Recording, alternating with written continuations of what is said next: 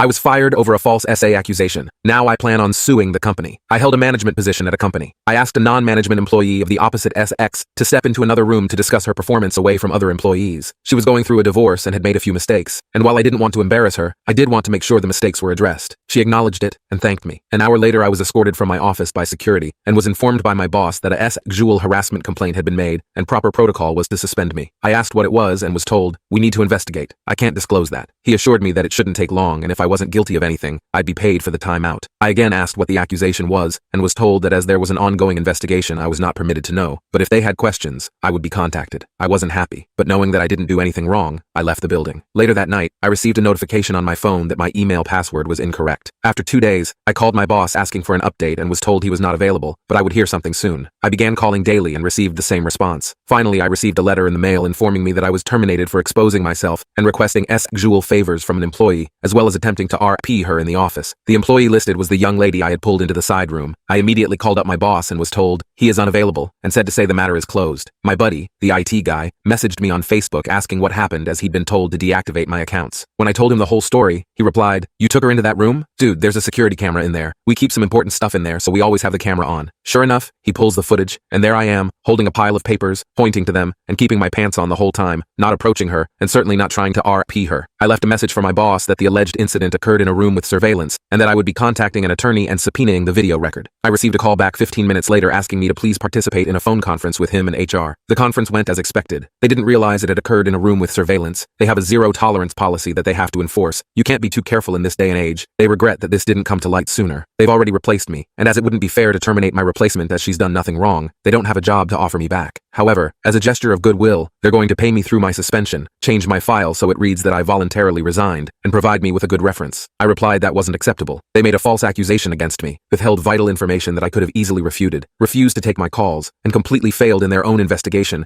by not checking video footage that would have immediately exonerated me. They asked what I thought would be fair. I told them they could immediately terminate the employee who made the accusation and either give me my job back or pay me out 1 year's salary in addition to what was offered. My boss said that he could not discuss another employee with me and that neither of those options are feasible. The only options I have are what he already offered. I replied that the options I gave are the only way I'm not going to sue the company along with the employee. My boss replied that I signed an agreement when I was first hired, saying I would take all disputes through arbitration and that I waived my right to sue the company. I do not remember signing the agreement, and I have not seen it, but it apparently says that I will take all disputes to arbitration, I will bear the costs of arbitration, and that I will accept the decision in arbitration. He stated that I will not fare any better in arbitration than he's already offered, and I'll be out the money to cover the arbitration. I feel like I'm being bullied here, and don't think he would have scheduled a phone conference with such immediacy if he didn't think the company was vulnerable to a lawsuit. I'm waiting on a callback from a few employment attorneys.